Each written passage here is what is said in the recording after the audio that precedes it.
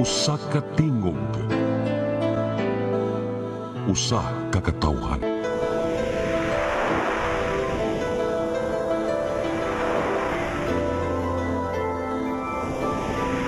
Cebu Catholic Television Network.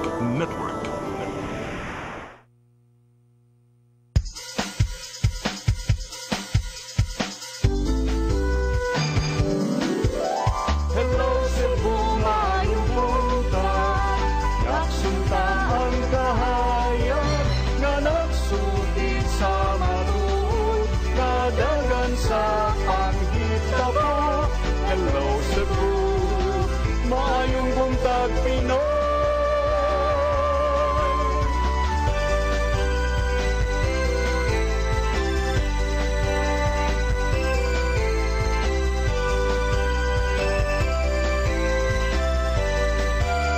Ang katutulungan sa mga katawhan. Hello Cebu,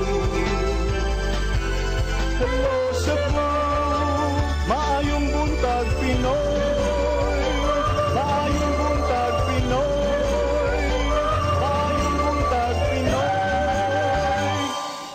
Hello Cebu, maayong buntag Pinoy. Adlaw karon nga Miyerkules, adlaw sa atong inahan sa kanunay panabang pizza Jis sa buwan sa Abril 2024. Sangan sa akong partner nga si Manny de los Santos, rabakala ko yung alagad sa kahanginan.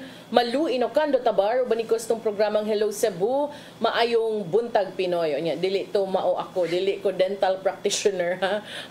Ako inyo ang alagad nga si Malu Inocando Tabar, ubanik ko ninyo hangtod sa alas 9 karong buntaga sa atong programang Hello Cebu, maayong buntag Pinoy. Sama sa naandan atong ipadangat kini atong front pages sa mga pamantalaang lokal ug nasyonal atong sugdan sa Sunstar Daily. Sa Sunstar Daily, Sambag Dos Fire, 669 persons lose homes. Sa Super Balita sa Sunstar, sunog mi ulbo pagbalik. Sa The Freeman, despite governor's intervention, Rama says CPA is under me. Sa Banat News, sa The Freeman, sunog sa Sambagdos na usban, balay duol sa nasunugan sa sitio Brupa. Sa Philippine Daily Inquirer, pushback versus aggression, Marcos urges Filipinos. Sa Philippine Star, territorial threats harming Filipinos unacceptable, says BBM. Sa Manila Bulletin, stand up to oppression, Marcos urges Filipinos. Ug sa Tempo, we must not yield, Marcos says di dapat magpasupil sa sariling bakuran. Maugatong front pages sa mga pamantalang lokal ug nasyonal. Sa mong pagbalik, amoy padangat kaninyo mga balita nga nahipo sa itong kaubanan sa CCTN News and Public Affairs Team. Please stand by. Hello Cebu, hello Cebu, maayong buntag Pinoy, maayong buntag Pinoy, maayong buntag Pinoy. Ako si Mr. Rudy Romares, electrical subcontractor ng maong building. Ani adto nga wala pa kong mugamit ug ko'y sakit akong tuhod, iglakaw na ko. Akong mga lutaha, no? Labi na gikan ta sa overtime. Di sa ko ganahan mo kaon, nindot na ang resulta kay karon mo agi ta sa rampa diha, no? Maglakaw ra jud ko. Mga batan-on nga mauwahin akong lakaw kay kusog na ko mulakaw tungod sa paggamit nako sa koy. So ay mo gamit sa koy kay nindot kay resulta. Daghang kay salamat sa koy. Herbal capsule, barato na, epektibo pa. Koy Herbal Capsule. Discover the beauty of the Philippines.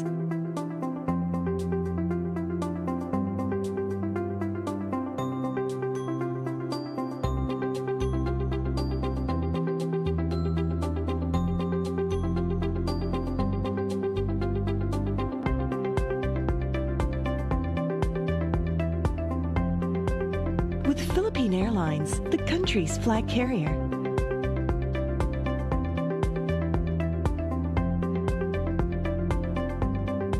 The airline that lets you feel the warmth of the nation.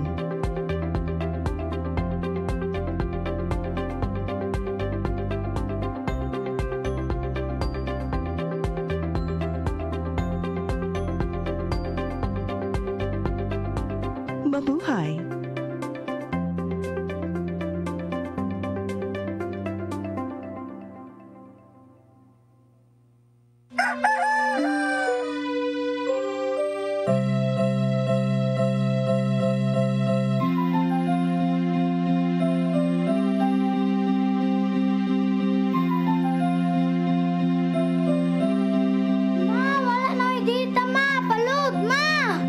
Sorry ma'am, na-late ko. Nagita pa mong gusto para internet sa kong anak ma'am. Ay, wala na yung problema. Pag-Sinisibu! Sinisibu, Sinisibu, For your internet connection, and for the signal of your cable TV. so fast and straight, the transmission to your phone. Sinisibu! Sinisibu, Sinisibu, Offers you to have fiber optics. for your viewing experience, perfect and clear so fast. So great and affordable for you to enjoy. Sinisibu Television Network Incorporated offers fiber to the home broadband internet bundled with fiber to the home cable TV connection.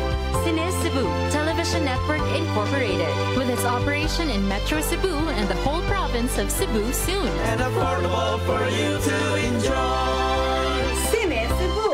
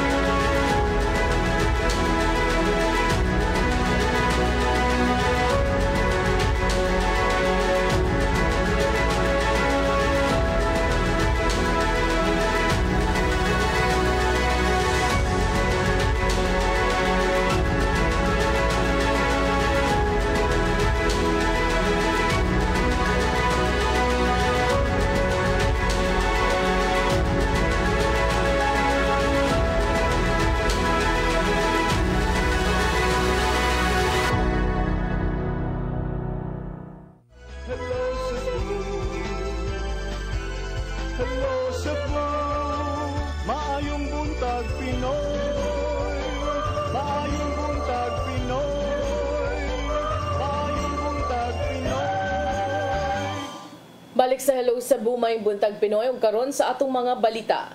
Nagunas ng mga balita karong buntaga, upat ka mga veteranong sundao sa Subog gihatag og tag-usa ka 2,000 ka pesos sa kagamhanan sa Dakbayan. Kini ato sa pagsaulog sa araw ng kagitingan kagahapon. Ang kasayuran ihatod ni Shariza Mayoy. Gipasidunggan o gipangtunulan o tag-usa ka 2,000 ka pesos ang upat ka Cebuano Philippine veteran sa Cebu City Government karong adlaw. Kini atol sa pagtimaan sa araw ng kagitingan na karong adlaw din ang maong veterano nga mga nakigkumbate sa mga mananakop nga langyaw kaniadto. Ang mga gipasidunggan mao silang First Lieutenant Vicente Bautista E. Chavez Jr., Private Cesar Guero Istalilla, Private Josefina Arneo Magno ug Corporal Amelia Ortiz. Soldiers never die. They just fade away. But when soldiers are forgotten, God is slighted. Mismo sila Cebu City Mayor Makil Rama o Cebu Vice Mayor Raymond Alvin Garcia mao ni tunol sa salapi nga gihatag ngadto sa mga veterano isip paghandom sa ilang bayanihon nga gigatampos sa nasod.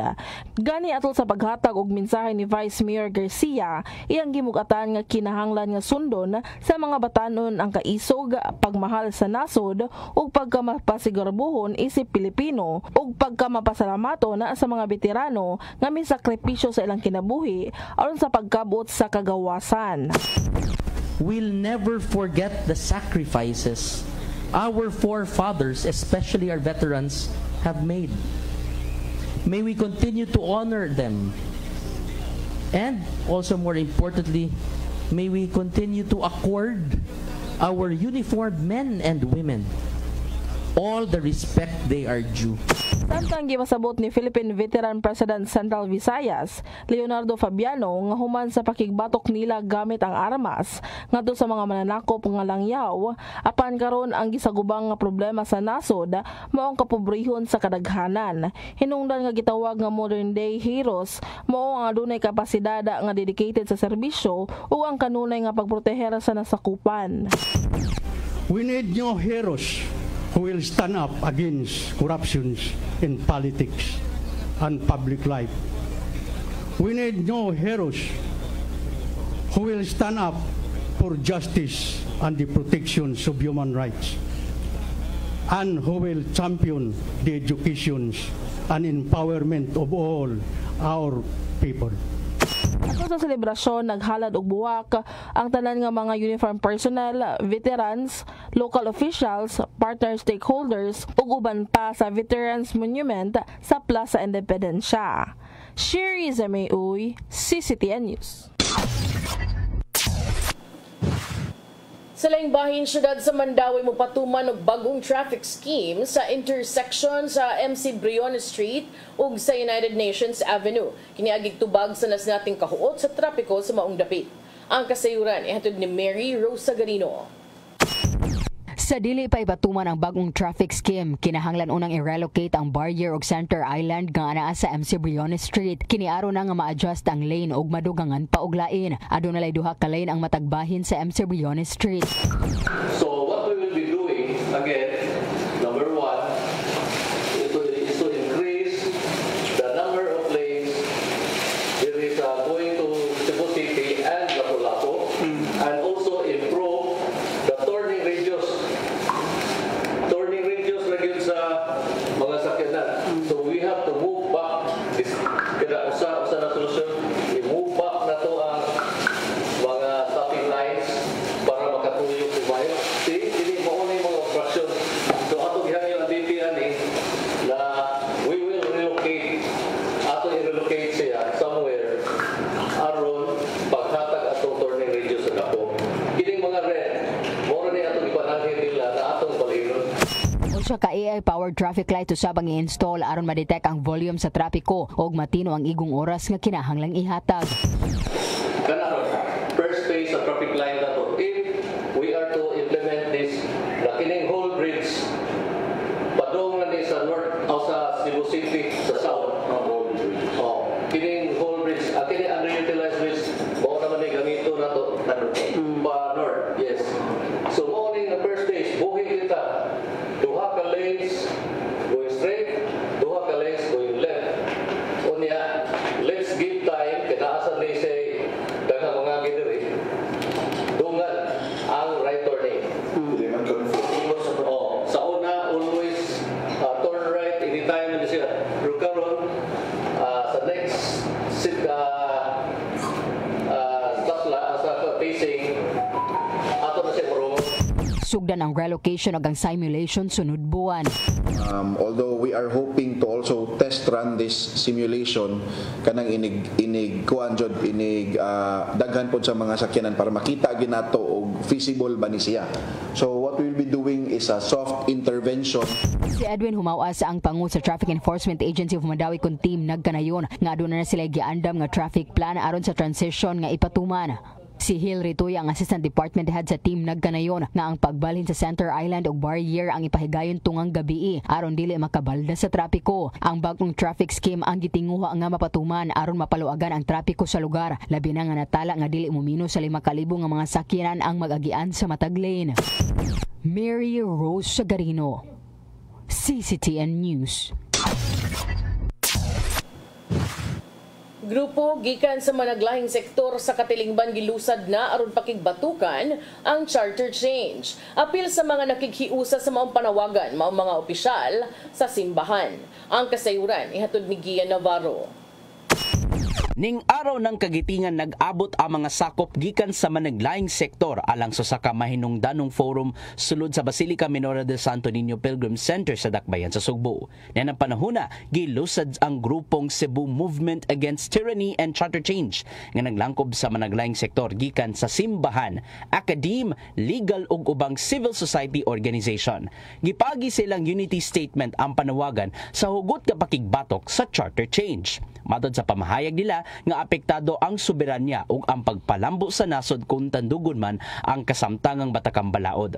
Maong sukwahi sila sa gitunguhang pag-revise sa economic provision sa kasamtangang konstitusyon sa nasod tungod kay musangpot kini sa pagpalabi sa interes sa mga politiko kun tiraniya.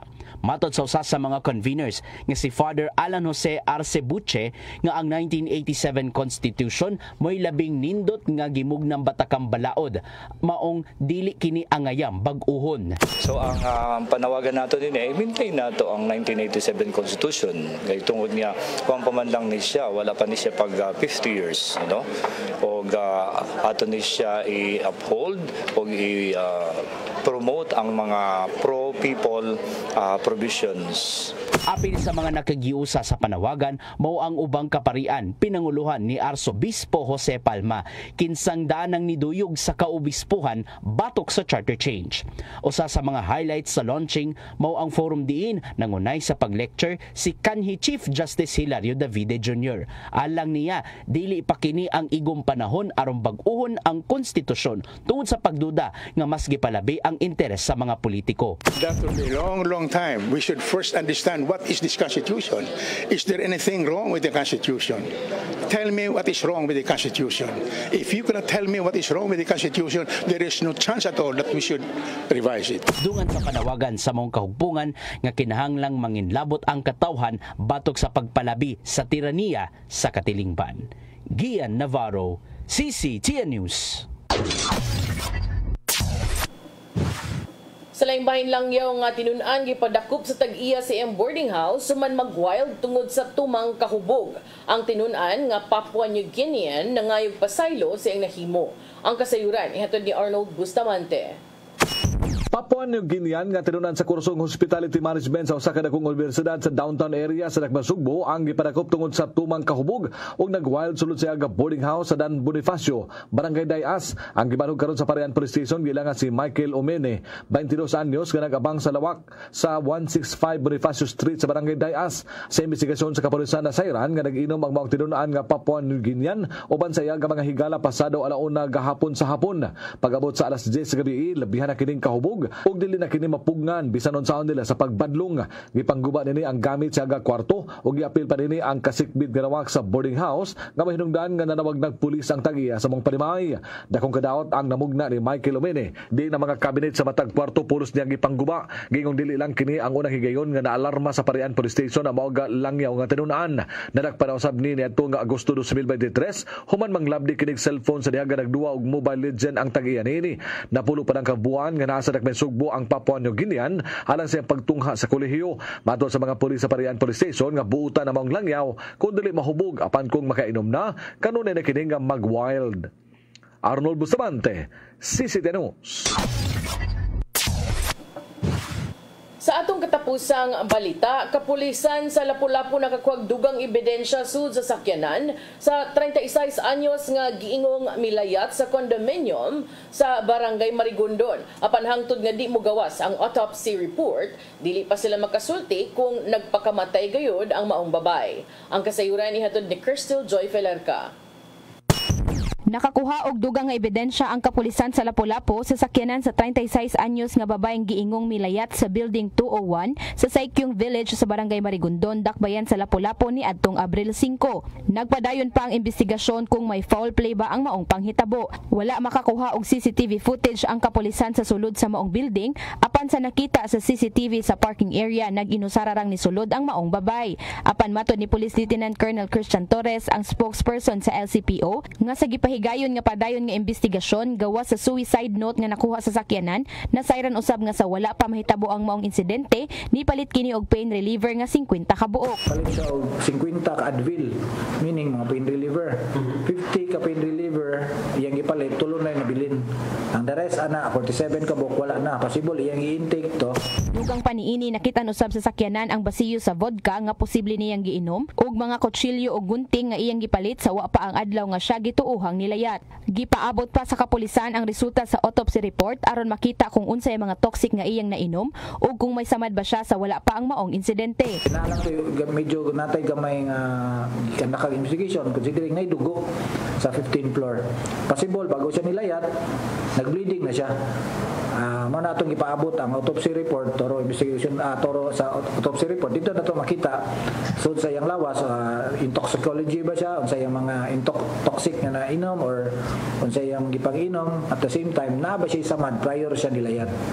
Dugang usab ni Police Lieutenant Colonel Torres nga nakakuha sila og impormasyon nga nanamilit na usab kini sa iyang mga katrabaho nga basig dili na siya maabtan og pila ka adlaw. Apan hangtod nga wala pa ni gawas ang autopsy report, dili usa masulti sa kapulisan kung nagkutlo ba gyud og kinabuhi ang maong babay. Crystal Joy Felerca, CCTN News. Mga katong mga balita nga nahipos itong kaubanan sa CCTN News and Public Affairs Team. Yung katong nakita kagahapon sa mga balita sa Sairi 47. Karon narita sa atong mga paghisgot-hisgot ato sang unahon kining update no sa nahitabong sunog kagahapon. The other day dito sa Barangay Sambag 2 og gikataho nga nahitabo na sab o nausban na sab kagahapon sa hapon na nasag kunoy sunog dito gihapon sa maong dapit sa silingan ng area ni. So kining nahitabuan dito sa Barangay Sambag 2 as expected sa mas giingon kagahapon sa itong programa musaka pa ni ang gidaghanon kay aron gyud sige pa tungod kay nagsige pa sila og finalize no sa ilahang mga checking, nag-evaluate pa sab sila sa mga apektado. So subay niini ang Barangay Sambag 2 sa Dakbayan sa Subo ni deklara na og state of calamity human usab sa 7 ka oras nga sunog nga milamoy gyud og pipila ka mga panimalay dito sa sitio Kalubihan, Riverside ug sa Brupa ni atong Lunes sa hapon Abril 8. Ang maong sunog ni kaunsad og bahin sa TV Pavilion nakaapekto sa 94 ka mga panimalay ug 669 ka residente. 669 residents are now homeless. Authorities peg the damage at 7.5 million pesos. Si Barangay Kapitan Keith Noel Wenceslao, si KN Wenceslao, anak ni Konsihal Noel Wenceslao, ni kumpirmar sa sitwasyon at tulusab sa pakiginabi sa Sunstar Cebu ni adtong Martes kagahapon sa buntag. Ang gidaghanon sa mga apektadong residente milapas na sa initial nga estimate sa Cebu City Fire Station shortly after the incident. Ang maong mga gidaghanon matod ni Kap KN posibleng musaka pagyud kay nagpadayon pa sila sa ilang validation sa mga apektado nga residente alang usab sa kaning validation nila mo so himuong basihan alang usab sa paghatag na unya o hinabang ngadto sa mga biktima. Matod ni Wenceslao, nagtagbo sila sa konseho sa barangay aron ipaubos ang barangay sa state of calamity aron sab sila maka-access sa ilang emergency funds and resources aron makatabang sab sa mga mulupyo sa ilang recovery o rehabilitation efforts. Matud ni Wenceslao, ang tanang apektadong residente o 231 families kasamtangang anaa gipahiluna sa City Central National High School diha sa Osmeña Boulevard. Matud ni Kapitan Wenceslao, dili sila tugutang mubalik sa fire scene aron magtukod sa ilahang mga panimalay dayon tungod kay ang dapit ipaubos una sa reblocking. Base usab sa atong gihisgutan kagahapon nga kasayuran gikan sa Cebu City News and Information Report, daan natong niingon si Mayor Michael Rama nga gusto siyang ang tibuok area sa luyo nga bahin sa Vicente Soto Memorial Medical Center i-reblock gayon. Ug matud pa di siya ganahan nga dunay mga concerned departments nga moay mahinungdan unya sa paglangay niini. Si Rama ug mga opisyal sa Dakbayan nagplano na sa pagtabang sa mga biktima ni adto pa lang Lunes sa gabi samtang nagpadayon pagkumbating kabumberuhan sa sunog. Ang mayor hinumduman giingong nagdali gyud ay og pauli sa diyang nakadungog sa balita kabahin sa sunog nga nahitabo duol ra sad siyang balay murag labang raman siguro nagsapa Des B. Rodriguez na iyahan na din ang balay. Maong siya na adto gyud sa dapit aron sab mo assess sa maong sitwasyon. Dunay mga residente ditong naapektuhan nga nanginhanglan kaayo og tabang tungod kay ang ilang pamilya nakadalang og ang nadarag yun mga pipila lang yun ka mga sinina. So luisad di lalim no amsad ta nagkinsa gyud magdahom gud oy nga inig ka sunod na nimong kuan wa na din kay kapuy-an di ba kani man sa good dapita dinhi tinuod sad kinahanglan sad gyud ni i-reblock kay nakaagi ko dinhi lusot-lusot man ni pero putik yun tinuod gamayas daan ani kanang daghan pag yun kaayog mga dihas kilid no gikan sa sikad gantos mga motor gamay gyud na ya musud pag yun na dito lahos nga to sa Riverside putik yung gamaya anang daan dihang dapita maglisod jud kag agi. So karon ang katong mga nasunugan ang uban naaray na da mga gamay ra gyud kay mga butang o mga sinina unya lisod sad ni di pa gyud sila kabalik dayon kay mag-reblocking pa. Dunay uban aning mga masakiton. So plus punan pag grabe ka init sa panahon. Si City Department of Social Welfare Services head nga si Ma'am Portia Basmayor niingon nga ilahang gipabakwit ang tanang mga biktima ngadto sa tunghaan ug tagaan sila og pagkaon 3 times a day, 3 meals a day for the first 3 days. So kung may kag first 3 days but pasabot karon na lang adlaw ang last. Kay Wednesday naman ron, Monday to nahitabo ang sunog. Could be today or tomorrow, no? Depende kung unsa sila magsugod og ihap. Matud ni Ma'am Portia, mga pudapod sab silang disaster kits nga dunay mga sud banig, balde ug hygiene kits. Matag apektadong individual makadawat kinig 5 ka kilong bugas ug mga dilata. Matud ni Ma'am Portia, ang mga pamilya entitled usab nga makadawat og cash assistance and housing materials nga napo ka mga galvanized iron sheets, napo ka plywood gikan sa city government. Ang mga tag-iya sa mga naguba nga mga panimalay makadawat og 20,000. Ang mga sharers o renters kana mga nag-abang makadawat og 10,000 pesos. Absentee owners or house owners nga wa na nagpuyo dinha sa maong dapit makadawat og 5,000 pesos. Base sa initial nga data, ang maong sunog 89 houses, damaged 5. Among the victims are 62 renters, 37 sharers, and 39 lodgers. Matud ni Basmayor, ang City Health Department naka-standby usab aron pagresponde sa bisan unsa nga health concerns. Matud ni Kapitan K.N. Wenceslao, ilang gi-maximize ang paggamit sa available electric fans sud sa mga classroom aron matabangan ang mga biktima sa sunog nga makapabugnaw taliwa sa grabing kainit sa panahon. Tuna sa tay higala din ha, konsihal karon si Eileen Cabrera Texon, niingon sab siya nga kato ng mga ganahang motabang, nagkinahanglan sila og hygiene kits, unsa man na mga toothbrush, toothpaste, sabon, shampoo ug uban pa, drinking water ug ready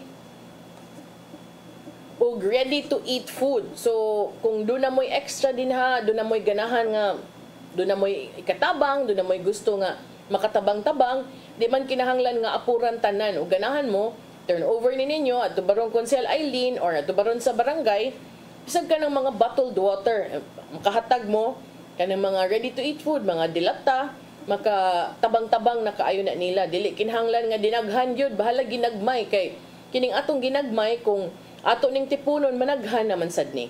So kung naamo day extra mga grasyang nadawat, ato nang itunol usab ngadto sa mga nasunugan kay bisag ginay gamay na habilin sa atoa Kung buto na unaon, maswerte paghihapon ta.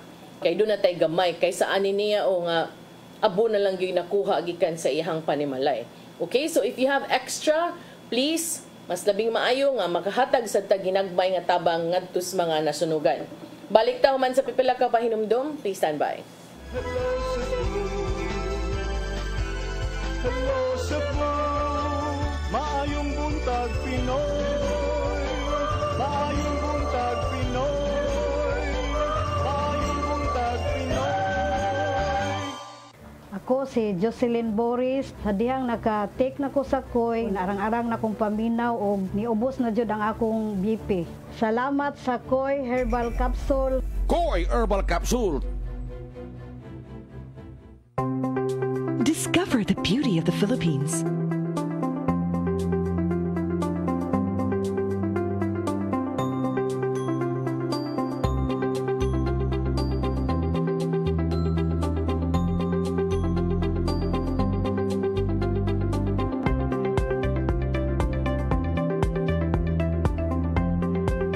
With Philippine Airlines, the country's flag carrier.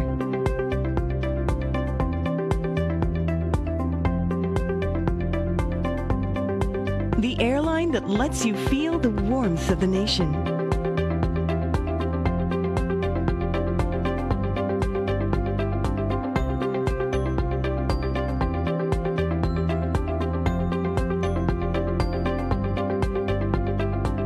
Mabuhay!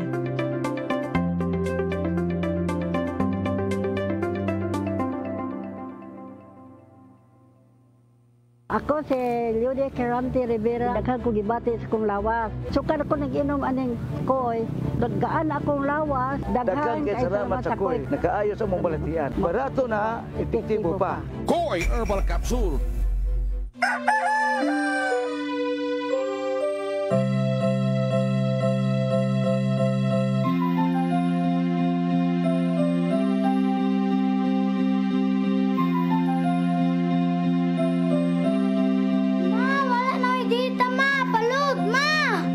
Sorry ma'am, na-late ko. Nangita pa mong gusto para internet sa kong anak ma'am. Ay, wala na problema. Pag-Sinisibu! Sinisibu, Sinisibu. For your internet connection, And for the signal of your cable TV. so fast and straight that transmission to your phone. Sinisibu! Sinisibu, Sinisibu. Offers you to have fiber optics. For your viewing experience, perfect and clear so far. So great and affordable for you to enjoy. Sinisibu. Cebu Television Network Incorporated offers fiber to the home broadband internet bundled with fiber to the home cable TV connection. Cebu Television Network Incorporated with its operation in Metro Cebu and the whole province of Cebu soon. And affordable for you to enjoy. Sinisibu!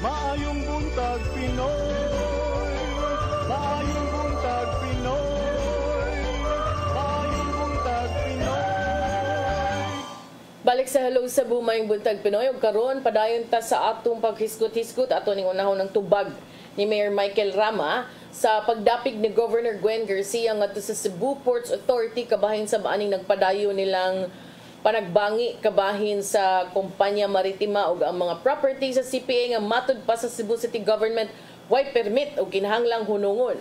Bisan pa man og sa Cebu Governor Gwen Garcia ni padayag na siyang pagpaluyo sa Cebu Ports Authority, kagahapon sa Cebu City Mayor Michael Rama ni insister nga siya gyud ang dunay authority over the agency ug matud pa there is no other government that it is under.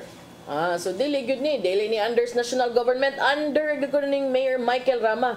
Ingon si Mayor Michael Rama, it is very academic. And if it is an academic issue, it is an elementary matter. Ngigab elementary, academic elementary matter kuno. We don't have to discuss it in secondary, much less in college. Naabot naman ang sa eskwelahan atong kuan It's an elementary matter and we don't have to discuss it matud pa in secondary, much less in college, because matud ni Mayor Michael Rama, the Constitution is very clear. Kini may pamahayag ni Mayor Michael Rama sa ilang programang Ingnang Mayor. Ug niingon pud ang mayor nga academic issue kuno ni.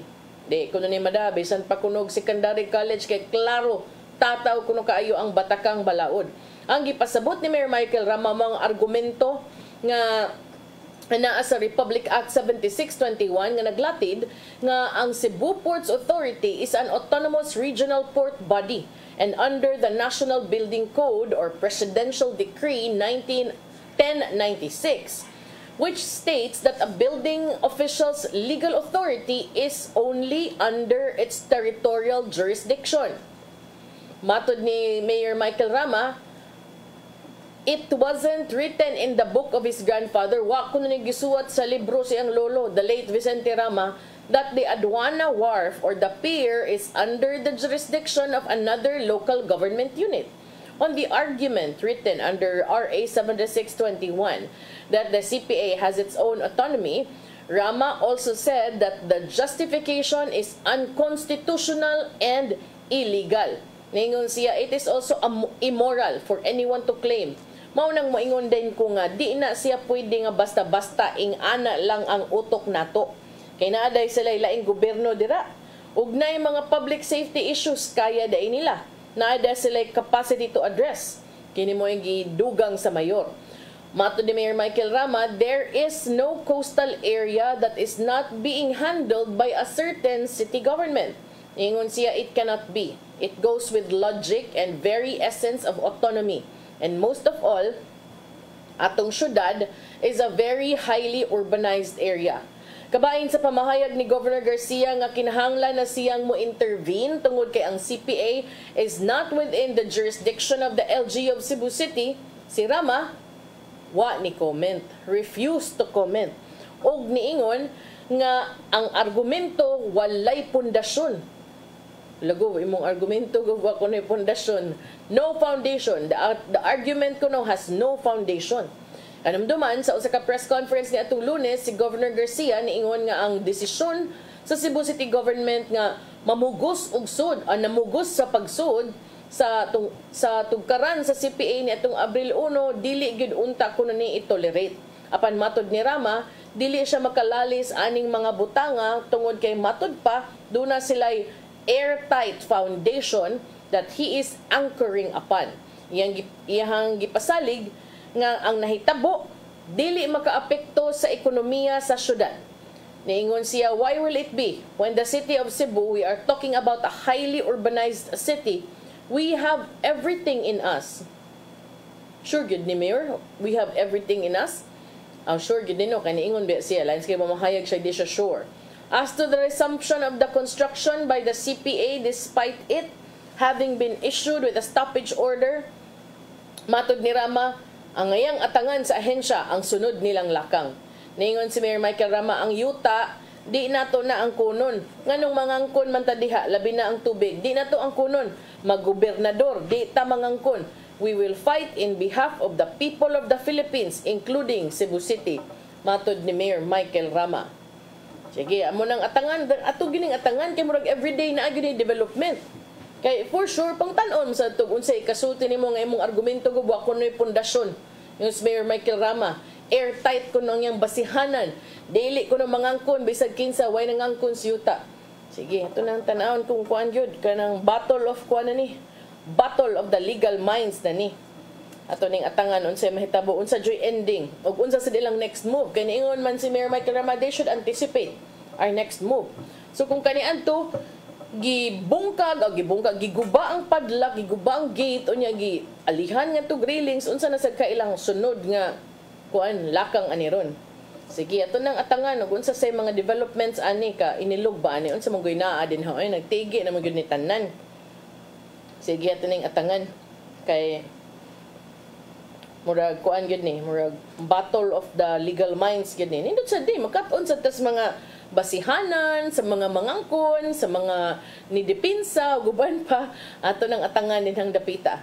Ari sa talabang tas laing bahin sa Cebu City Mayor Michael Rama, Mayor Mike lang gyapon ni mando sa pagpaimbestigar ni adtong kamatayon sa usa ka 6 anyos nga pasyente diha sa Cebu City Medical Center sa posibleng mga kalapasan nga nahimo sa hospital management. Si City Administrator Attorney Colin Rosel niingon nga ang mayor gustong musuta kung ang tambalanan na abay sipyat nga miresultas kamatayon sa bata ni atong Abril 1, human usab sa mga pasangil nga nanggawa sa social media nga ang pasyente gipapauli imbes nga tambalan isip inpatient. Si City Administrator Attorney Colin Rosel ni angkon nga ang bata gida ngadto sa Cebu City Medical Center alang unta sa pagpatambal alas 8:45 sa gabi ni atong Marso 31. Base man gud sa report sa hospital mismo, gabi na siya miadto sa hospital para magtambal unta. Sirado man ang outpatient department kung gabi, so ngadto siya sa emergency room, matud ni Attorney Rosel. Ang bata giingong giatiman sa emergency room mga alas 9 sa gabi apan gipapauli human kini gitagaag tambal og reseta.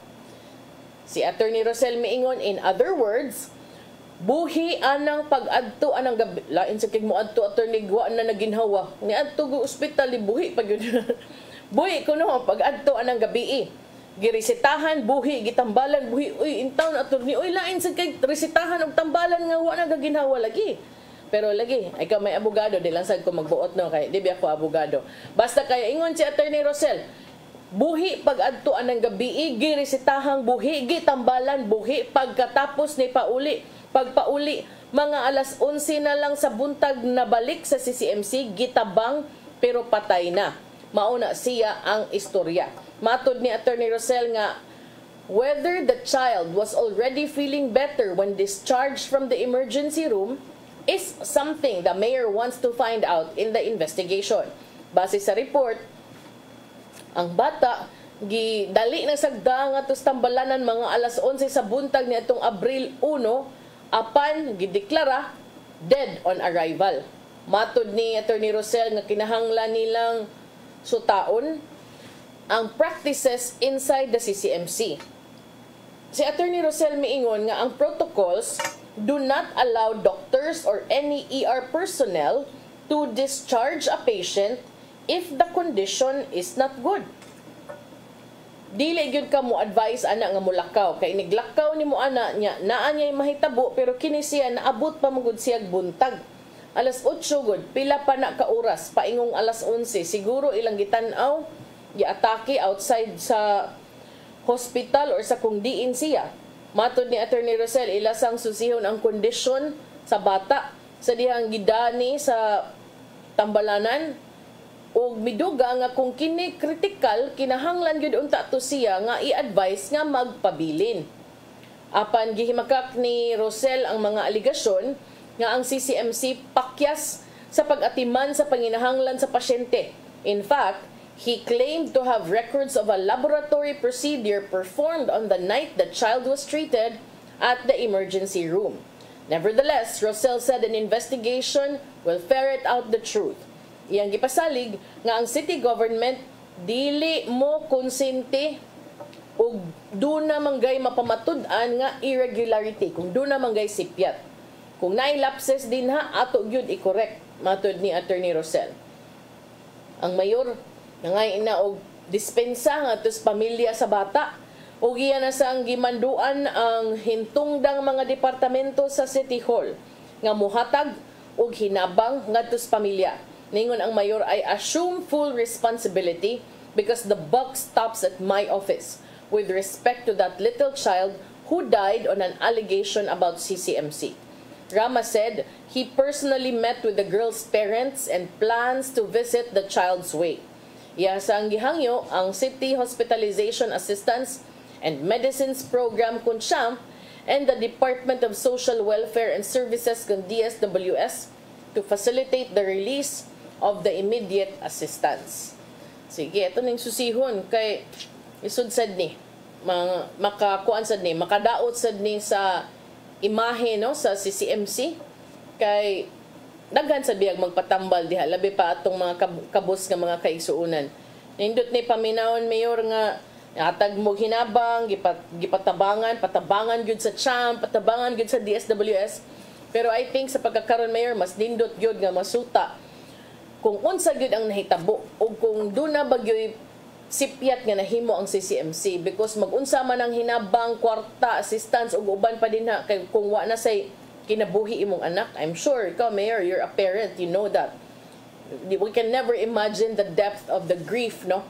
And sorrow of a family once they lose a child or even any family member for that matter.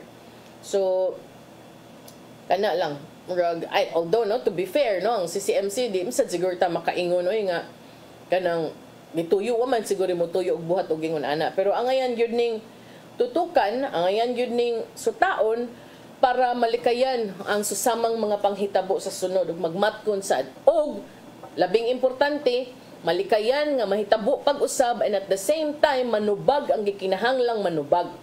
Kay tinuod man sad ug kay ginikanan og papaulion ka nga nugutaw magbuotas doktor nga di man ta doktor. So kung gipapauli ang bata makaingon ang ginikanan okay na siguro ni. So kung okay ni nganong natiurok man pagkaugma. Kana mo'y mga pangutana din ha unya. Bisan pag moingon ta Attorney Rosell nga yatiman man gikuanan maglaboratory so unsa man. Could there have been more that needed to be done before gi-release or maybe to find out kung unsa gyud katinuod. Unya, unsa man sad other factors to consider. Sa ilang pag-adto ba, daghan ba kay tao, samok ba kaayo, daghan ba giatiman, wa ba ka natutukan nga ug maayo, daghan man tag pwede nga i-consider ana, basig daghan kaayo pasyente, basig daghan kaayo giatiman, basig gamay rag personnel, basig daghan ng leave. Diba? So, may na nga, tanawon yun, tutukan yun, para at least makibaw. Ta kay, kanira ba, murag Holy Week man eh, kung wa ko masayop, no? March 31 gida. That was, lagi, murag Holy Week ni. Diba? Saan man eh? March 31. Sakto, kung ani ka ng Easter Sunday ang 31, di ta kabaw kung daghan ba, kuangan bag personnel, daghan bang ng leave, takibaw. So kana siguro mas maayong tan-aw og unsay other factors surrounding the incident aron makibaw sa gyud ta og ngano gyud tong naingon adto gyud to.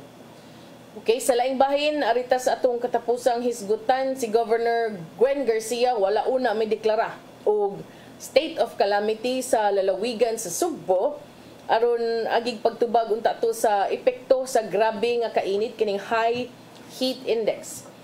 So sa press conference ni adtong sa iyong bahin ni ining semana ha, si Governor Gwen Garcia niingon nga ang provincial government nagmonitor sa sitwasyon across all local government units sa jurisdiction sa Cebu Province.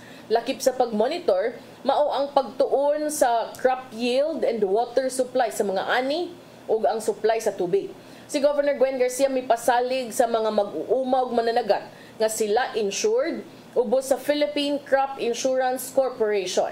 Si Governor Gwen Garcia niingon nga damage to crops will be compensated accordingly. Sa pagkakaroon, tun-an og istudyuhan ang sitwasyon very carefully. Ningon siya nga we will assist where we can assist and we will make a decision when we have to make a decision. Ang gobernador ni point out nga ang water supply problem is evident only in Cebu City.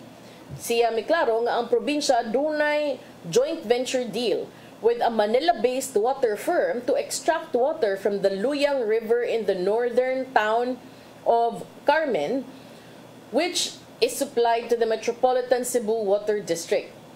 Yan tong Abril 3, ang MCWD kinumduman ni report nga doon na kakuwang sa water production tungod sa El Nino ug may resulta kini sa mga konsumidor na nagreklamo sa low water pressure to no water supply labi na sa mga bukiran nga mga dapit o sa mga interior areas. Si Governor Gwen Garcia niingon nga ipatawag ang tanan mga city and municipal risk reduction and management offices ubos sa jurisdiction sa probinsya aron paligunon pa ang mga lakang nga gipanghimo aron maminusan ang epekto sa huwaw sama usab sa mga pagkasunog. Kinumduman dunay nahitabong sunog dito sa bukirang bahin sa Oslob niadtong Sabado sa gabi Abril 6 nga nakaapekto og mga 70 ka hektaryang yuta sa barangay Poblasyon, Kanyang, Kalumpang ug Daang Lungsod.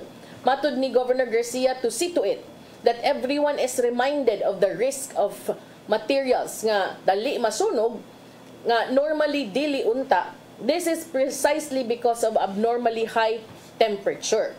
So, niingon si Governor Gwen Garcia, appeal sa monitor ang pagpahinumdum sa mga tao nga grabe ka risgo ang mga dali nga mga masunog nga mga butang nga dili unta dali masunog sa normal nga mga higayon. Sama sa unsaman kato mga sagbot di mo guna dali masunog pero tungod sa kainit sa panahon abnormally high mao nang dali kaayo mo katap, dali kaayo mo dakop og kayo.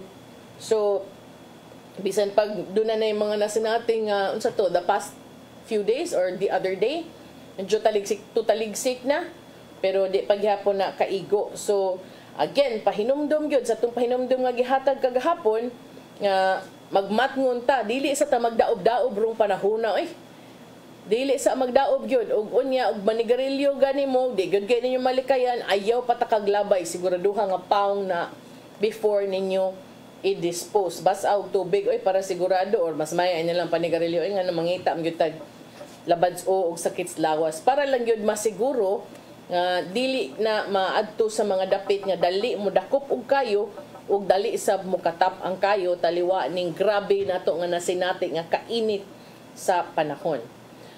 Unya wa naman tay oras itong ipadangat ang giandam ni Tatay Dodong ano yung pulong og kinabuhi.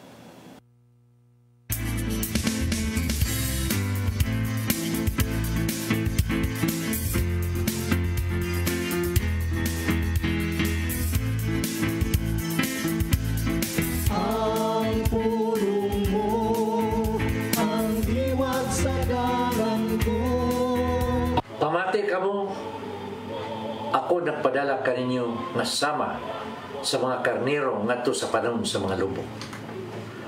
Busa kinanglan magmaigmat kamo sama sa bitin ug magbalubo sama sa salampate. Kini ang gisulti ni Jesus diha sa Mateo 10:16 ngadto sa mga apostoles. Unsa may iyang gipasabot nini? Kung dato pamalandungan, kini maong sugo ng kinanglan og balansi sa unang-una. Ang bitin maalamon ug lantip kayo ang mga mata. Dali nga makaton. Samtang sa lampate usa ka inosente ug malumong nga mananap. Atong hinumduman nga ipadala kita niya ngadto sa panahon sa mga lubo aron kinanglan magpakakarnero usab kita. Kung dili kita makamamubulan sa atong mga kinaiya, lagmit ka madala kita ngadto sa kalibutan. Kung saan itong pagsangyaw bahin sa ipamulong ni Kristo, kung dili kita kamamupabos, mo kini ang unod sa atong panultim. Kitang tanan gipadala aron pagsangyaw sa Ebanghelyo diya sa atong trabahoan, sa atong mga silingan, ug ngadto sa mga estranghero. Maigsoon, mao kaniyang pulong nga maghatag og giyak kanato karong adlaw. Magampo kita sa ngalan samahan sa Anak sa Espiritu Santo. Langit mo nga mahal, nangayo kami nga imo kaming hitsason sa among pag-alagad kanimo. Himuwa nga magbalampuson kami sa among tahas dinis sa imong hinimong kalibutan. Ayaw itugot nga madala kami sa litag kadto sa kagitgit. Naunta kanunay kami nas sa imong kiliran. Kining tanan among gipangayo pinagi sa imong bugtong anak ka si Jesucristo. Amen. Samahan sa Anak sa Espiritu Santo.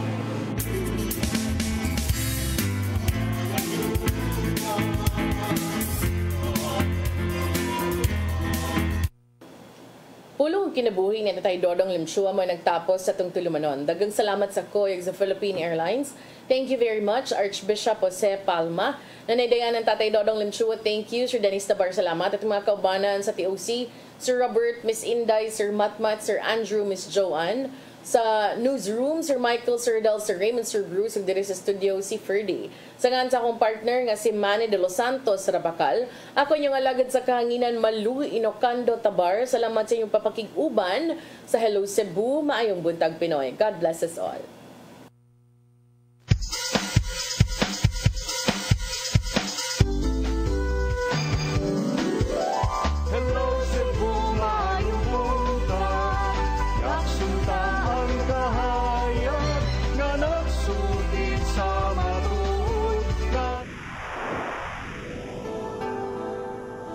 Usa ka pagtuo. Usa